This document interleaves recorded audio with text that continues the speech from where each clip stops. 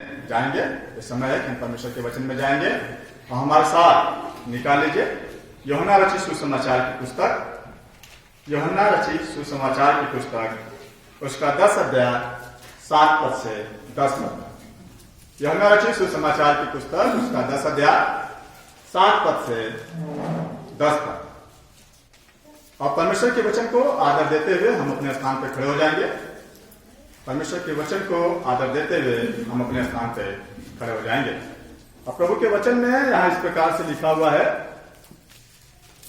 यूहन्ना रचित सुसमाचार की पुस्तक 10 अध्याय उसका 7 पद से 10 पद तक। तब यीशु ने उनसे फिर कहा, मैं तुमसे सच सच कहता हूं, भेड़ों का द्वार मैं हूं। जितने मुझसे पहले आए वे सब चोर और डाकू हैं, परंतु भेड़ों ने उनकी न सुनी। द्वार मैं हूं, यदि कोई मेरे द्वारा भीतर प्रवेश करे तो उद्धार पाएगा और भीतर बाहर आया जाया करेगा और चारा पाएगा। चोर किसी और काम के लिए नहीं आ, परंतु केवल चोरी करने और घात करने और नष्ट करने को आता है। मैं इसलिए आया कि वे जीवन पाए और बहुतायत से पाए। परमेश्वर के वचन को पढ़े और सुने जाने की आशीष मिले। आप सब अपने स्थान पर बैठ जाएंगे। आइए हम अपने आंखों को बंद करेंगे और सिर झुकाएंगे, प्रार्थना में जाएंगे। परमेश्वर पिता, धन्यवाद करते हैं आपके सम्मुख आते प्रभु जी। धन्यवाद करते हैं आपके प्रेम दया अनुग्रह के लिए प्रभु जी, जो आपने हम सबों को संभाल के रखा प्रभु जी। हम सबों को पिछले दिनों से, पिछले महीनों से प्रभु जी, पिछले सालों से आपने संभाला है और आज प्रभु जी अपने भवन में इकट्ठा किया है। हम आपके नाम को धन्यवाद करते प्रभु जी। धन्यवाद करते हैं कि आप हमें प्रभु जी अपने वचन के द्वारा प्रभु जी हमसे बातचीत करते हैं और हम जानते हैं प्रभु जी और विश्वास करते हैं कि आज प्रभु जी अपने वचन से आप हमसे बातचीत करेंगे।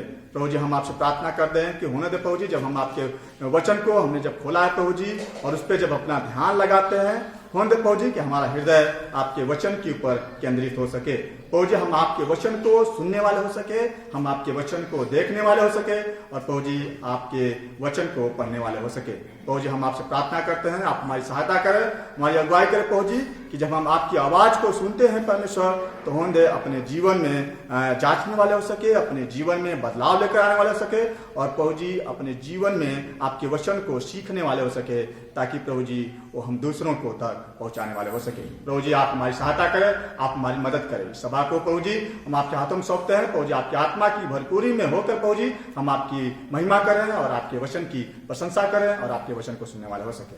सारी बातों के लिए धन्यवाद करते हैं। धन्यवाद के साथ प्रार्थना को अपने उद्धार करता, मुक्ति दाता प्रभु यीशु मसीह के नाम से करते हैं, आमीन। आज संसार में बहुत से लोग हैं जो काफी चिंतित रहते हैं और वह अपनी चिंताओं को कई प्रकार से व्यक्त करते हैं। कई ऐसे लोग हैं, कई ऐसे समुदाय हैं जो लोगों के प्रति चिंतित। कोई कारोबार को लेकर अपनी चिंता को व्यक्त करता है, कोई स्वास्थ्य को लेकर चिंता करता है और कोई विकास और उन्नति को लेकर अपनी चिंता को व्यक्त करता है। कोई अपने परिवार, अपने बच्चों के भविष्य को लेकर चिंतित है। मेरा प्रिय, आप आजकल के समाचार पत्र को, अखबार को उठाकर देखें। आज का जो सामान्य स्तर का जो चुनावी दौर चल रहा है, लोगों के प्रति कितना चिंता है, कितना ख्याल है, वो आपको उसमें दिखाई देगा। वो आपको उसमें दिखाई देगा। तो कितना सत्य है और कितना झूठ है जिसे कहा नहीं जा सकता। मेरे प्रियो, चिंता करना अच्छी बात है। चिंता करना अच्छी बात है। दूसरों का ख्याल करना ये अच्छी बात है। मेरे अजीजों, ऐसे और भी कई बात हैं जो मैं आपको बता सकता हूं। मेरे प्रियो, ऐसे और बहुत सारी ऐसी बात है जिसे मैं आपके सामने रख सकता हूं, जिसमें काफी लोग चिंता करते हैं। काफी लोग चिंता करते हैं और कई लोग ऐसे भी हैं जो लोगों का ख्याल, लोगों का चिंता करने का विचार भी नहीं करते।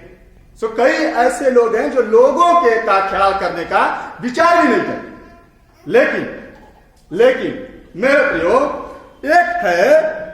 प्रियो, एक है जो चिंता करता है। जब लोग लोगों की भलाई के लिए, लोगों का ख्याल के लिए चिंता भी नहीं करते, उसका विचार भी नहीं करते, मेरे प्रियो, आज लोगों के आत्मिक भलाई के लिए कोई चिंतित नहीं। आज लोगों के आत्मिक भलाई के लिए क्या है? चिंतित नहीं है। लेकिन एक है जो लोगों की आत्मिक भलाई के क्या करता है? चिंता करता है, और वो कोई नहीं, वो परमेश्वर। वो कौन है? परमेश्वर है, जो लोगों की आत्मिक भलाई का ख्याल करता है, जो लोगों की आत्मिक भलाई का चिंता करता है। सो परमेश्वर मनुष्य की आत्मिक भलाई की चिंता करता है। परमेश्वर है जो मनुष्य के आत्मिक भलाई का ख्याल करता है। क्यों परमेश्वर लोगों की आत्मिक भलाई का ख्याल करता है? क्यों परमेश्वर लोगों का आत्मिक भलाई का ख्याल करता है? क्योंकि परमेश्वर लोगों से प्रेम करता है। क्योंकि परमेश्वर लोगों से प्रेम करता है, और उस प्रेम की वजह से परमेश्वर ने क्या है? लोगों के लिए कुछ किया है। उससे बढ़ के क्या है? परमेश्वर ने क्या है? लोगों के लिए कुछ किया है। और परमेश्वर ने अपने पुत्र को क्या किया? दे दिया। परमेश्वर ने अपने पुत्र को, अपने इकलौते पुत्र को भेज दिया, ताकि वह लोगों के पापों की छुड़ौती के लिए अपना प्राण दे। लोगों के पापों की छुड़ौती के लिए अपना प्राण दे, क्योंकि वही लोगों की आत्मिक भलाई की चिंता करता है। वही लोगों के आत्मिक भलाई की चिंता करता है। और आज लोग उसके पास आ सकते हैं। आज लोग उसके पास आ सकते हैं, अपनी आत्मिक भलाई के लिए उसके पास आ सकते हैं, और उसके पास आके जीवन पा सकते हैं।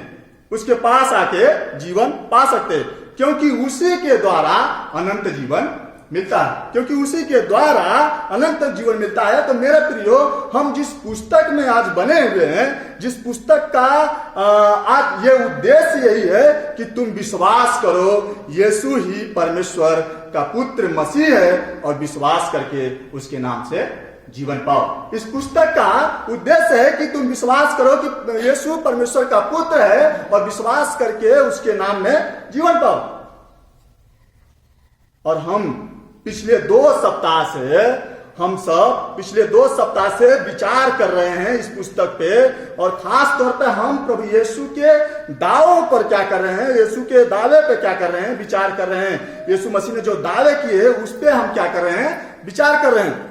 और इस पुस्तक के जो 7 दावे हैं जो यीशु मसीह ने इस पुस्तक में किए हैं, उन पे हम क्या कर रहे हैं? मनन कर रहे हैं। और हमने पहले दावे पर विचार किया था, जो पहला दावा प्रभु यीशु मसीह ने किया था, जहां पर यीशु मसीह ने यह दावा किया था कि जीवन की रोटी मैं हूं, मैं जीवन की रोटी हूं। और हमने देखा था कि यीशु जीवन की रोटी है। वह रोटी है जो बना रहता है। वो रोटी है जो बना रहता है, जो क्या है? जीवन देता है। और हमने देखा था कि यीशु हमारे जीवन से क्या करता है? प्रमाण की मांग करता है। यीशु हमारे जीवन से प्रमाण की मांग करता है। और उसके बाद हमने दूसरे दावे पे विचार किया था 8 अध्याय में, और जहां पे हमने यीशु मसीह, वहां पे हम सब कहते हैं कि जगत की ज्योति मैं हूं, जगत की ज्योति मैं हूं। वहां पर हमने सीखा था, वहां पे हमने देखा था कि यीशु वह सच्ची ज्योति है, और जो यीशु के पीछे चलते हैं, जो यीशु मसीह का अनुसरण करते हैं, वो कभी भी अंधकार में नहीं चलेंगे। वो कभी भी अंधकार में नहीं चलेंगे। और आज हम यीशु के तीसरे दावे पे क्या कर रहे हैं? मनन करेंगे। और आज हम यीशु मसीह के उस तीसरे दावे पे मनन करेंगे। और जिस खंड को मैंने आपके सामने पढ़ा है, जहां पर यीशु मसीह अपने तीसरे दावे को कर रहे हैं, यहां पे प्रभु यीशु मसीह अपने तीसरे दावे को करते हैं। क्या है तीसरा दावा जो यीशु कहते हैं? क्या है वो तीसरा दावा? यीशु मसीह कहते हैं, द्वार मैं हूं। मेरे प्रियो, आज का जो खंड है आपके सामने जो हमने पढ़ा है, उस खंड का शीर्षक भी यही शीर्षक भी है कि यीशु द्वार है। यीशु द्वार है। और आइए हम इस कथन पे, इस दावे पे विचार करेंगे, इस दावे पे मनन करेंगे कि यीशु द्वार है। सो यीशु कौन सा द्वार है? कैसा द्वार है? और ये द्वार क्या करता है हमारे लिए? ये द्वार क्या करता है हमारे लिए, इसको देखेंगे। और आप देखिए यहाँ पे यीशु कुछ दिखा रहे हैं, कुछ बता रहे हैं, इस पे ऊपर अपना ध्यान केंद्रित करिए। और पहली चीज वो यहाँ पे बता रहे हैं, वो अपनी पहचान के बारे में बता रहे हैं। प्रभु यीशु मसीह अपनी पहचान को यहाँ पे बता रहे हैं। तो मेरे प्रियो, जब हम यूहन्ना रचित सुसमाचार की पुस्तक पढ़ते हैं तो हम देखते हैं कि लेखक यूहन्ना रचित सुसमाचार की पुस्तक में उन शब्दों का प्रयोग करता है, उन शब्दों का प्रयोग करता है जिससे लोग उस अर्थ को समझ सके। वो उन शब्दों का प्रयोग करते हैं, उन शब्दों का इस्तेमाल करते हैं जो उस समय में मशहूर थी, जो उस समय में विख्यात चीजें थी, उसको क्या करते हैं, वो प्रयोग करते हैं। सो वो रूपक शब्दों का क्या करते हैं, प्रयोग करते हैं, रूपक शब्दों का प्रयोग करते हैं। और ज्यादा से ज्यादा इस पुस्तक में आप पढ़ेंगे तो देखेंगे यूहन्ना लेखक रूपक शब्दों का क्या कर रहे हैं, प्रयोग करते हैं। जैसे ज्योति, चरवाहा, द्वार, रोटी, जल, भेड़ इत्यादि, ये सारे जो शब्द हैं एक रूपक शब्द हैं जो यूहन्ना अपनी पुस्तक में प्रयोग करते हैं, ताकि लोग इन शब्दों के भाव को समझ सके, ताकि लोग जो सुनने वाले थे इन शब्दों के भाव को समझ सके, समझ जाए कि यीशु क्या कहना चाह रहे हैं, यीशु क्या कहना चाहते हैं। और आप देखिए 6 अध्याय 35 पद में यीशु मसीह कहते हैं कि जीवन की रोटी मैं हूं। सो वहां पर यीशु लोगों को यही बता रहे थे कि मैं वो रोटी हूं जिसे तुम प्रतिदिन खा सकते हो, जिसे तुम प्रतिदिन क्या कर सकते हो, ग्रहण कर सकते हो, उसे प्रतिदिन स्वीकार कर सकते हो। क्योंकि लोग यीशु मसीह को एक अलग विचार से देखते थे, क्योंकि लोग यीशु मसीह को एक अलग विचार से देख रहे थे। और क्योंकि यीशु मसीह ने उसी 6 अध्याय में जो है लोगों को भरपेट भोजन कराया था, लोगों को भरपेट भोजन कराया था। लोग यीशु को एक अच्छा व्यक्ति के रूप में क्या है मान रहे थे, एक भविष्यद्वक्ता के रूप में मान रहे थे। वो यीशु मसीह से कहते हैं, वो यीशु मसीह को राजा बनाने के लिए क्या कर रहे थे, विचार कर रहे थे। यीशु मसीह कहते हैं मैं वो रोटी हूं जो अनंत काल तक बना रहता है, जो कभी खत्म नहीं होता है, जो जीवन प्रदान करता है। और आगे एक और रूपक शब्द का प्रयोग करते हैं 8 अध्याय में, और वो कहते हैं कि जगत की ज्योति मैं हूं, जगत की ज्योति मैं हूं। यहां पे प्रभु यीशु मसीह ने बताया, प्रभु यीशु मसीह ने सिखाया कि जो एक अनुयायी है यीशु मसीह का, जो अनुयायी बनना चाहता है, जो उसके पीछे चलता है, वो कभी भी अंधकार में नहीं चलेगा, वो कभी भी अंधकार में नहीं चलेगा। और आप देखिए लोगों ने फिर उस पर विश्वास नहीं किया, लोगों ने यीशु पर विश्वास नहीं किया, उस पर भरोसा नहीं किया। सो यीशु मसीह 9 अध्याय में उस चीज को दिखाया। यीशु मसीह ने 9 अध्याय में उसी चीज को, वो कार्य के द्वारा, वो चमत्कार को उसने किया हुआ है। एक अंधे व्यक्ति को क्या किया, आंखें खोली, जो जन्म से क्या था, अंधा था, जो जन्म से अंधा था। सो हम देखते हैं कि यीशु मसीह वह ज्योति है जिसके द्वारा हर किसी का जीवन क्या है, प्रकाशमय हो सकता है। हर एक व्यक्ति का जीवन क्या है, प्रकाशमय हो सकता है। और उसके कथन पे देखिए, लोगों ने उसके कथन पे विश्वास करने के बजाय, उसके दावे पे भरोसा करने के बजाय, वह यीशु को क्या करते हैं, पापी मानकर अस्वीकार करते हैं। वो यीशु मसीह को पापी मानकर क्या करते हैं, अस्वीकार करते हैं। सो वे लोग उसे परमेश्वर के पुत्र के रूप में स्वीकार करने के बजाय उसको क्या करते हैं, उसका इनकार करते हैं। अगर आप 41 पद को देखें, 9 अध्याय के 41 पद में, तो आत्मिक रूप से वो क्या है, यीशु मसीह कहते हैं कि वे लोग क्या हो गए थे, अंधे हो गए थे, वे अंधे हो गए थे। और 9 अध्याय के 24 पद में वो यीशु मसीह को कैसा मान रहे हैं, पापी के रूप में क्या है, स्वीकार कर रहे हैं। परमेश्वर के पुत्र के रूप में स्वीकार करने के बजाय उसका इनकार करते हैं। तब यीशु मसीह उन्हें 41 पद में कहते हैं कि ये वे लोग हैं जो आत्मिक रूप से क्या हो गए हैं, अंधे हो गए हैं। और इसी संदर्भ में इसी संदर्भ में 10 अध्याय में जब प्रभु यीशु मसीह कहते हैं कि वो 10 अध्याय में कहते हैं भेड़ों का द्वार मैं, भेड़ों का द्वार मैं हूं। तो सबसे पहले प्रभु यीशु मसीह द्वार के बारे में बताते हैं। यहाँ पे सबसे पहले प्रभु यीशु मसीह द्वार के बारे में बताते हैं। और आप देखिए 10 अध्याय के 1 से 6 पद पे वो ध्यान लगाइए और देखिए जहां पे प्रभु यीशु मसीह ने एक दृष्टांत कहा हुआ, एक दृष्टांत कहा है। और वहां पर हम देखते हैं कि एक चरवाहा द्वार से प्रवेश करता है, एक चरवाहा द्वार से प्रवेश करता है और एक चरवाहे के पास अधिकार है भीतर प्रवेश करने का, उसके पास अधिकार है। वह अपने भेड़ों को पहचानता है, उनका नाम रखता है और उन्हें चराई में उन्हें ले जाता है, उन्हें चराई की ओर ले जाता है।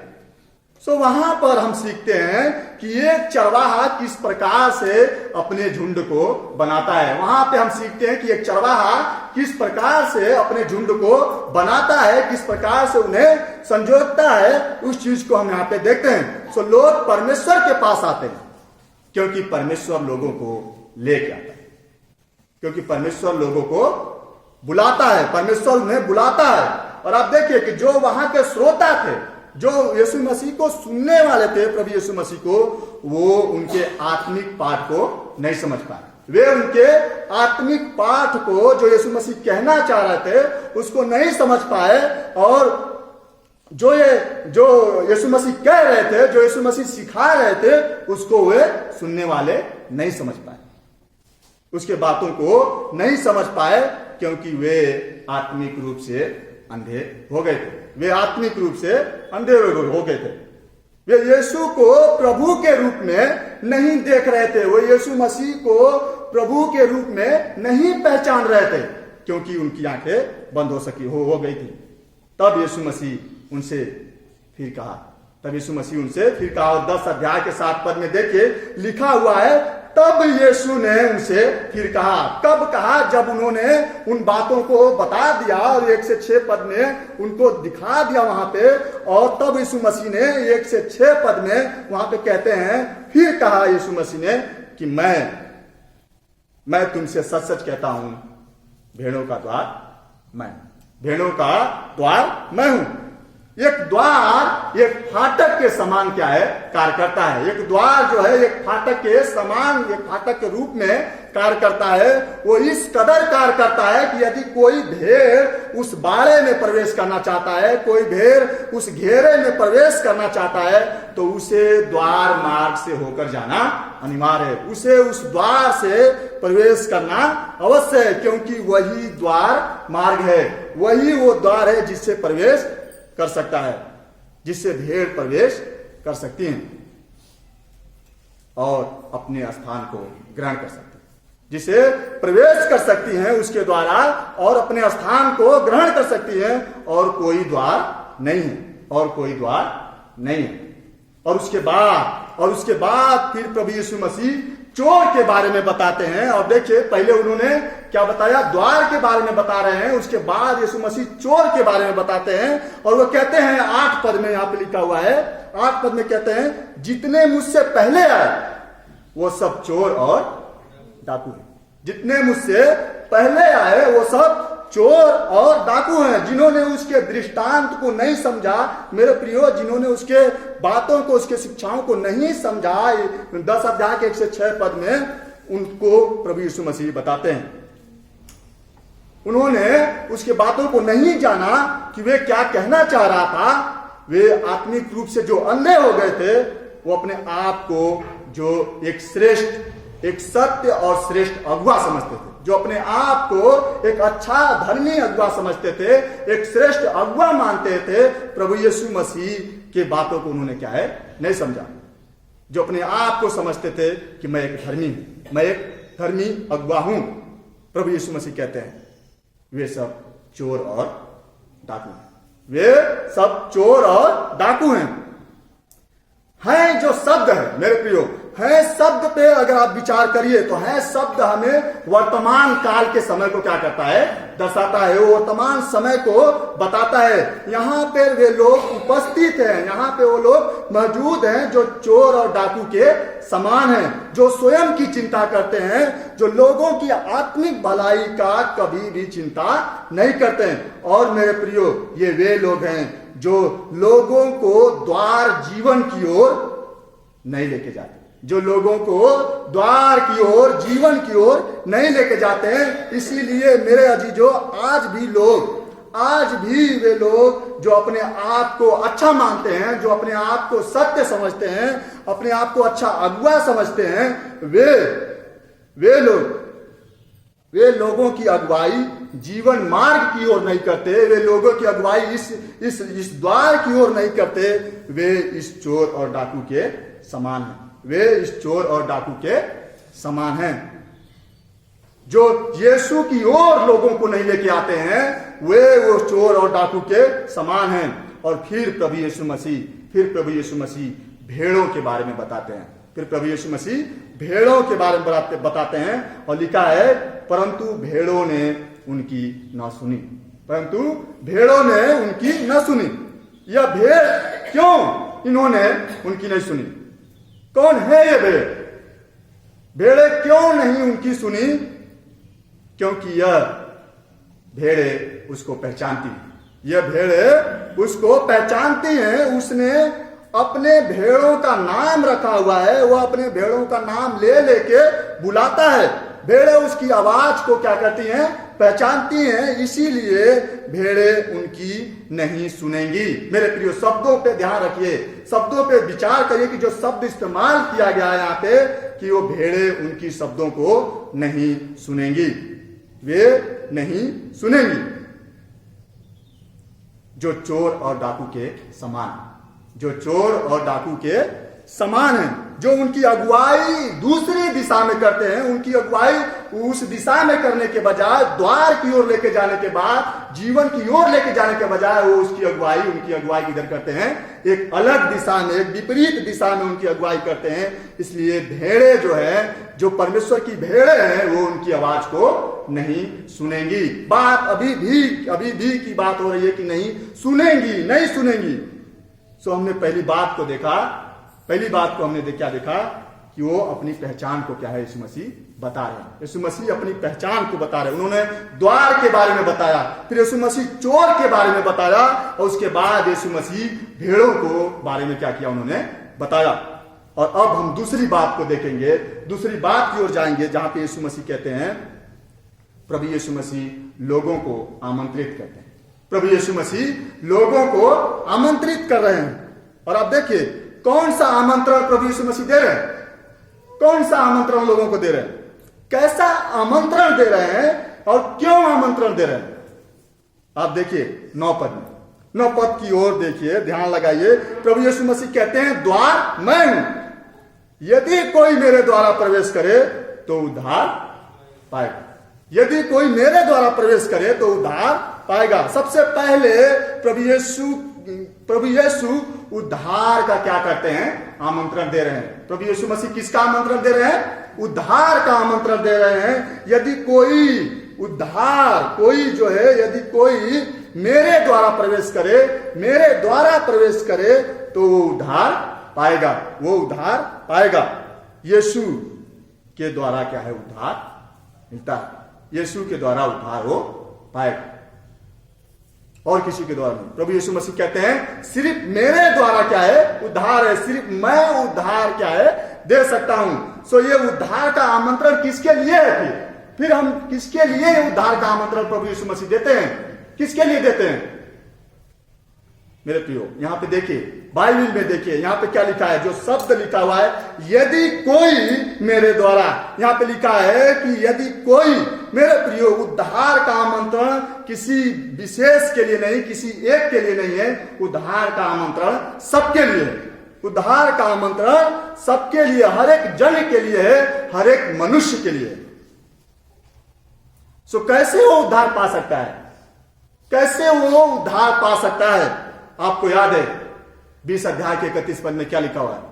इस पुस्तक के 20 अध्याय के 31 पद में क्या लिखा हुआ है कि तुम विश्वास करो कि यीशु परमेश्वर का पुत्र मसीह है, और विश्वास करके उसके नाम से जीवन पाओ। विश्वास करके उसके नाम से जीवन पाओ। मेरे प्रियो, यीशु उद्धार का द्वार है। यीशु उद्धार का द्वार है जिनसे प्रवेश करने पर लोगों को अनंत जीवन मिलेगा।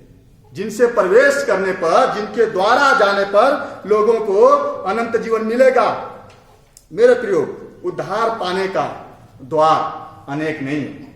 उद्धार पाने का द्वार अलग नहीं है, अनेक नहीं है। जैसा कि आज संसार कहता है, संसार मानता है और इस बात को कहता है कि मुक्ति पाने के लिए, उद्धार पाने के लिए जो मार्ग है, द्वार है, वो अनेक हैं। लेकिन ऐसा नहीं है। यीशु मसीह कहते हैं सिर्फ मैं हूं वो द्वार जिसके द्वारा प्रवेश करके तुम उद्धार को पा सकते हो। जिसके ऊपर विश्वास और भरोसा करके क्या है, तुम उद्धार को पा सकते हो। अब देखिए, उद्धार का आमंत्रण देने के बाद प्रभु यीशु मसीह उद्धार का आमंत्रण देने के बाद उसके साथ साथ स्वतंत्रता भी प्रदान करते हैं। उसके साथ साथ स्वतंत्रता को भी प्रदान करते हैं। और यहां पे लिखा हुआ है कि भीतर बाहर आया जाया करेगा। भीतर बाहर आया जाया करेगा। सो उद्धार पाने के बाद वह स्वतंत्रता को प्राप्त करता है। वह व्यक्ति उन तमाम बंधनों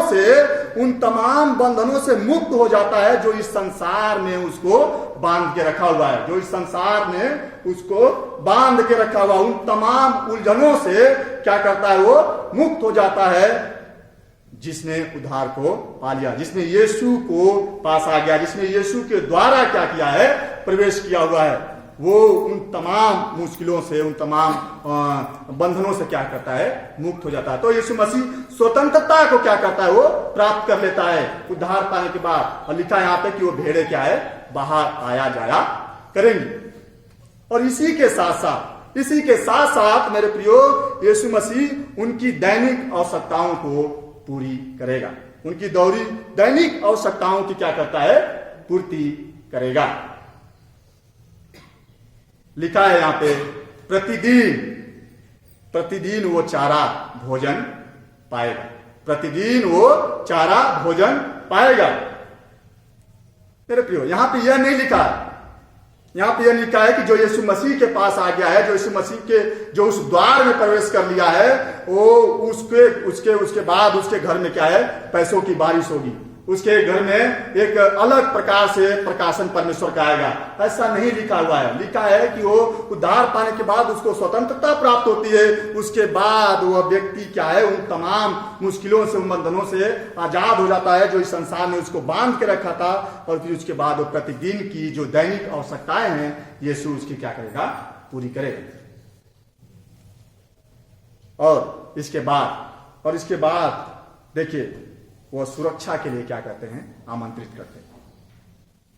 वो सुरक्षा के लिए क्या करते हैं, आमंत्रित करते हैं। और 10 पद की ओर देखिए, 10 पद की ओर ध्यान लगाइए और देखिए, लिखा है चोर किसी और काम के लिए नहीं, परंतु चोरी करने के लिए, घात करने के लिए और नष्ट करने को आता है। अब मैं इसलिए आया हूं कि वे जीवन पाए और बहुतायत से पाए।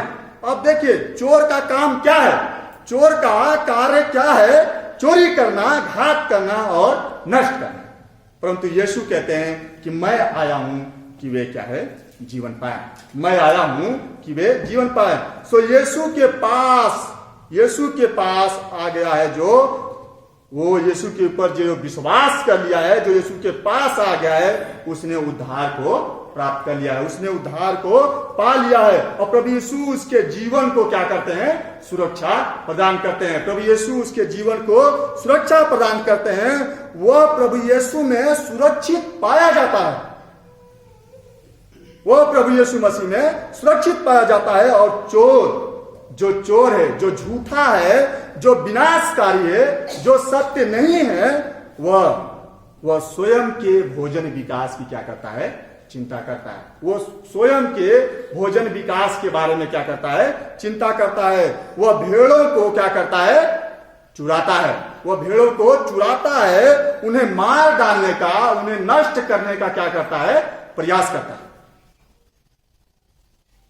भेड़ों की चिंता, उनकी आत्मिक भलाई की चिंता करने के बजाय उसके विपरीत वो क्या करता है, भेड़ों को चुराता है, भेड़ों को नष्ट करने के लिए, उनको घात करने के लिए क्या करता है, प्रयास करता है।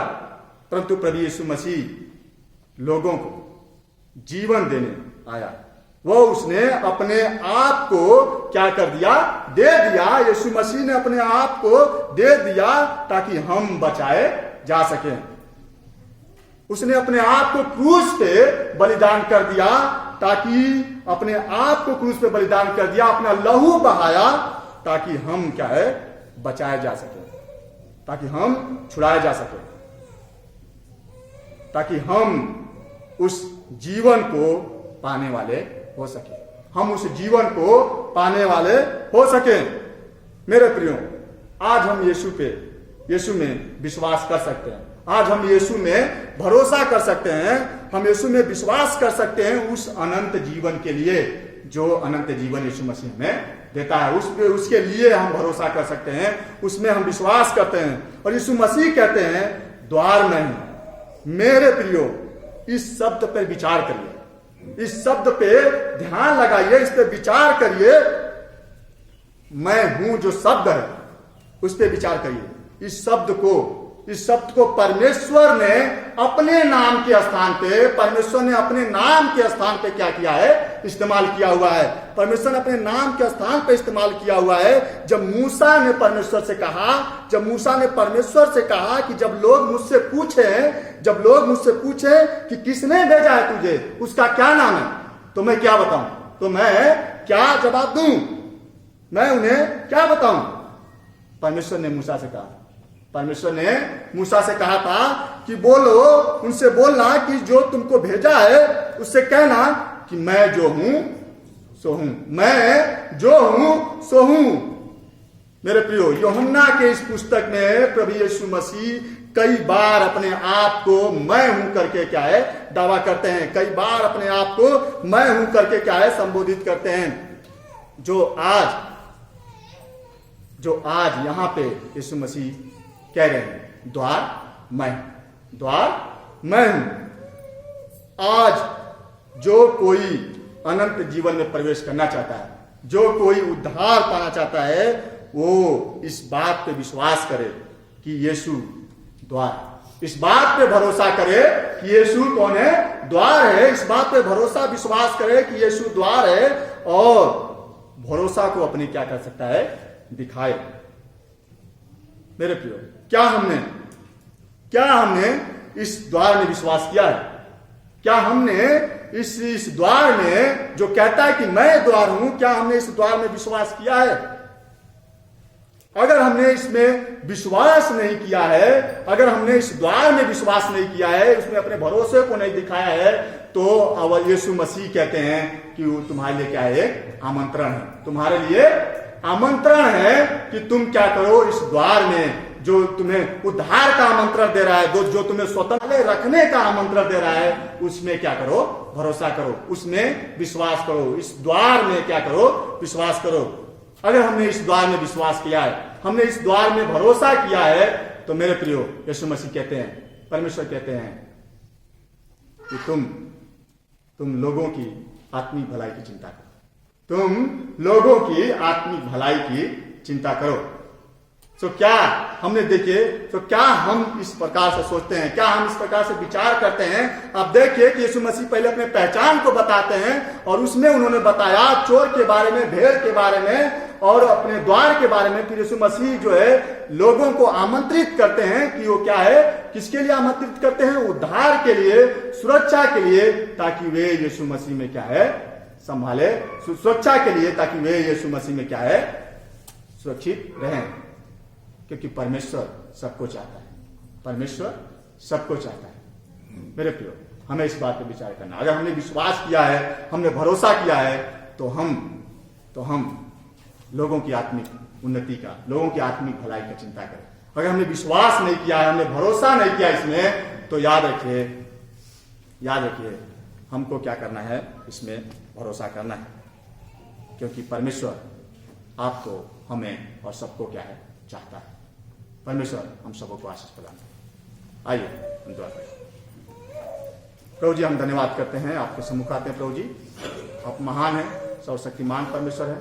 प्रभु जी, आपके वचन की शिक्षा के लिए हम धन्यवादित हैं कि आपने प्रभु जी हमें सिखाया, हमें बताया। इसके लिए प्रभु जी हम आपके नाम को धन्यवाद करते हैं। प्रभु जी, हम धन्यवादित हैं कि आपने प्रभु जी अपने वचन से हमें तरोताजा किया प्रभु जी, और आपने सिखाया कि परमेश्वर सिर्फ आप ही वो मार्ग, आप ही हो प्रभु जी, सिर्फ वो द्वार है जिसके द्वारा हम प्रवेश कर सकते हैं।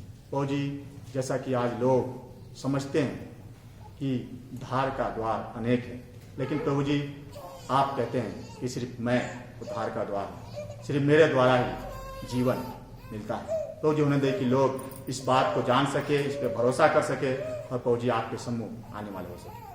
प्रभु जी, हम धन्यवाद करते हैं सारी बातों के लिए।